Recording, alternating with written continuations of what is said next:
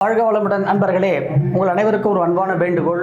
Salem sky yoga YouTube சேனலை நீங்கள் அந்த சேனலை எல்லாரும் சப்ஸ்கிரைப் பண்ணுங்க, அந்த சேனலை லைக் பண்ணுங்க, அந்த சேனலை உங்களுடைய குடும்ப உறுப்பினர்கள் மற்றவர்கள் அனைவருக்கும் நண்பர்கள் எல்லோருக்கும் அந்த சேனலை நீங்க எல்லோருக்கும் பகிர்ந்து கொடுங்கள். யாம் பெற்ற இன்பம் பெருக இவ்வையகம். வாழ்க வளமுடன். வாழ்க வளமுடன். எதிர்பார்ப்ப விட்டுடணும். ஒண்ணு, பற்றை விட்டுடணும்.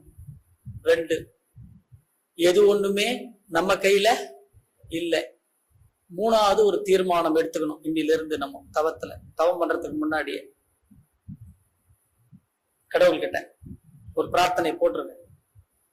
இந்த உலகத்துல எதனோடெல்லாம் நான் இன்னைக்கு உறவாடி கொண்டிருக்கிறேனோ, கணவனோ மனைவியோ குழந்தைகளோ உறவுகளோ வீடோ நகையோ நட்டோ காரோ பங்களாவோ எதுவா இருக்கட்டும், எது எல்லாம் என் கூட இன்னைக்கு ஒட்டி கொண்டிருக்கிறதோ அது எல்லாம் ஒவ்வொன்றாக ஒவ்வொரு நாள் என்னை விட்டு விலகும். இது உண்மையா இல்லையா? உண்மை. இது உண்மை. இல்லைன்னா இவ எல்லாத்துல இருந்து விட்டு ஒரு நாள் நான் மொத்தமா போயிடும். 2த்துல 1 நிச்சயம் நமக்கு நடக்கும். 2த்துல 1 நிச்சயம் நடக்கும் நமக்கு. அப்ப 2 நடந்தாலும் நம்ம என்ன பண்ணணும்? ஏத்துக்கணும். இதுல எது என்னை விட்டு சென்றாலும் அதனால நாம் பாதிக்கப்படக்கூடாது இல்லையா?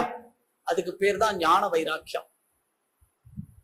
வேதத்துல சொல்றாங்க, கோப வைராக்கியா, துக்க வைராக்கியா, சிந்தே வைராக்கியா, ஞான வைராக்கியா, சாஸ்வதாலா அப்படின்றாங்க. நமக்கு வாழ்க்கையில எதுல வைராக்கியம் இருக்குன்னா கோபத்துல வைராக்கியம் இருக்கு. ஒரு சண்டை வந்ததுன்னா என்ன சொல்றோம்? இனி என் முகத்திலே நீ முழிக்காத சொல்றோமா இல்லையா? நம்ம சொல்லிடுறோம். நம்ம வீட்டுல எல்லாம் சண்டையெல்லாம் பாருங்களேன், பெரிய பெரிய சண்டையெல்லாம் நான் போனா கூட என்ன நீ பார்க்க கூடாது சொல்றாங்களா இல்லையா? என்னங்க நான் சீரியஸா பேசுறேன்.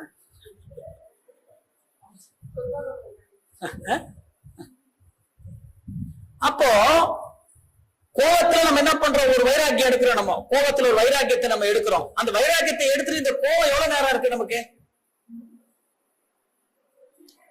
உணர்ச்சி நிலையிலிருந்து உணர்வு நிலை இருக்கிற வர வரைக்கும் தான் அந்த கோபம் இருக்கும்.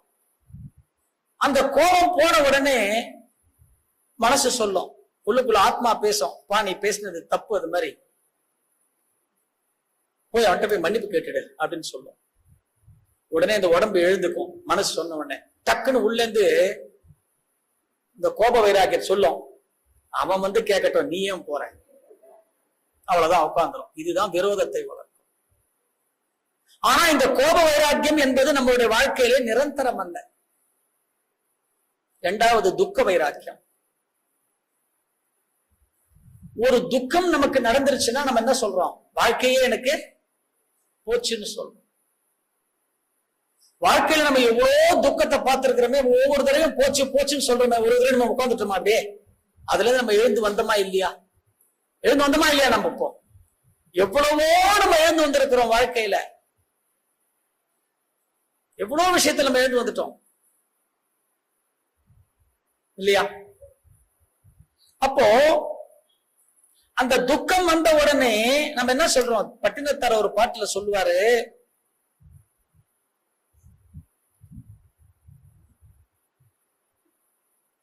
உனக்கு நோய் வந்துருச்சுன்னா உன் வீட்டுல இருக்கிறவங்க உன்னை எப்படி கவனிச்சுக்கிறாங்க கொஞ்சம் பாரு அப்படின்னு இல்லையா? அதான் சொல்லுவார் அவர். தாயாரும் மங்கையரும் கைவிட்டு தாழ்ந்தன பின் நீ யார் நான் யார் என பகவர் அந்நேரம் ஒரு நோயாரும் குடிகொள்வார் கொண்ட நோயாரும் பாயாரும் நீயாரும் வேறேது நட்பாம் உடலே. இதான்ப்பா உன் வாழ்க்கை. தயவுசெய்து உன் உடம்ப பார்த்துக்கோ, மனசை பார்த்துக்கோ. வாழும் காலத்துல எதை உணரணும்? நீ பரம்பொருளை உணரணும். வாழ்க்கையில எது நடந்தாலும் ஏத்துக்கக்கூடிய மனப்பக்குவத்தை நீ எடுத்துக்கோ. இதெல்லாம் நம்ம உபதேசமா கேட்டுக்கிட்டு மட்டும்தான் இருக்கிறோம். ஆனா எல்லாத்தையும் கேட்டுட்டு ஒரு துக்கம் வந்து என்ன சொல்றோம், நானும் எவ்வளவோ முயற்சி பண்றேங்க, பலா போன துக்கம் வந்து தொண்டையை அடைக்குதுங்க அப்படின்னு சொல்லிடணும். சொல்றோமா இல்லையா? நம்ம சொல்லிடுறோம். தாயாரும் மங்கையரும் கைவிட்டு தாழ்ந்தன பின். எப்போ? அம்மாவோ அப்பாவோ அண்ணனோ தங்கையோ கணவனோ மனைவியோ நம்மளை கைவிட்டுருவாங்களாம். யாரா இருந்தாலும் ஒரு நாள் நம்மளை கைவிட்டுருவாங்க. எப்போ? உனக்கு ஒரு நோயின்னு ஒண்ணு வந்துருச்சுன்னா.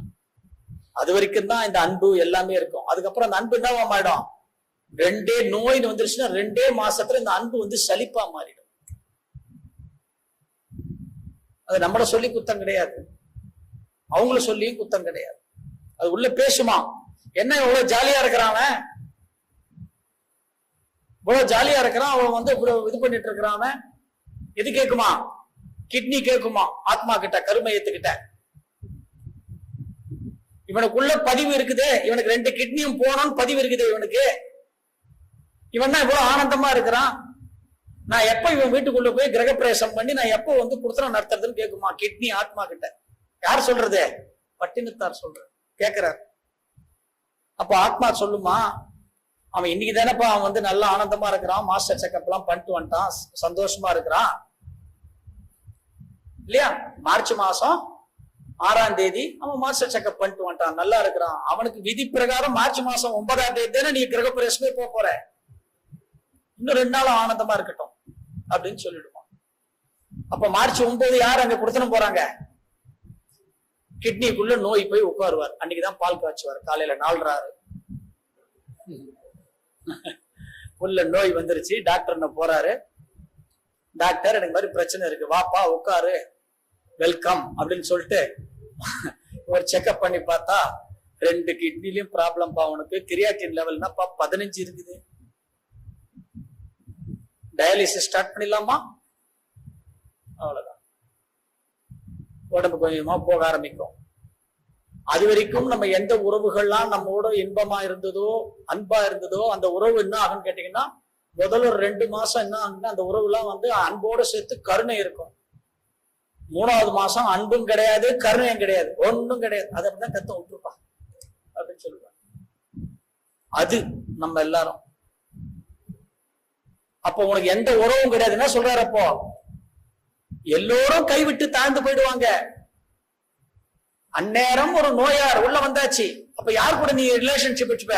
கொண்ட நோயாரும், கிட்னி ப்ராப்ளம், அதான் உன் ஃப்ரெண்டு. நீ யாரும், யாருக்கு வந்ததோ அவன். ஒரு பாயாரும், பெட்ல இருந்து ஒரு பாயில விட்டுருவாங்க நம்மள. அப்ப நீ என்ன பண்ணணும்? சொல்றாங்க பாரு, அவனுக்கு நம்ம வியாதி வந்துருச்சுப்பா, பாய போராடிட்டு இருக்கான் அவன் சொல்லுவாங்கல்ல, அதுதான். இந்த பாய்க்கு கொண்ட நோயார், ஒரு பாயார், நீயார், இந்த 3 தவிர உனக்கு வேற உறவே கிடையாது. இதை வந்தா நம்ம ஏத்துப்போமா? யாராவது ஏத்துப்போமா? மாட்டோமா? நம்ம ஏத்துப்போமா? எத்தனை பேரு ஏத்துக்கணும்? ஆனா அப்பேற்பட்ட ஒரு விதி நமக்கு வராம இருக்கணும்னு நம்ம என்ன பண்ணணும்? இந்த தியானம் செய்யணும்.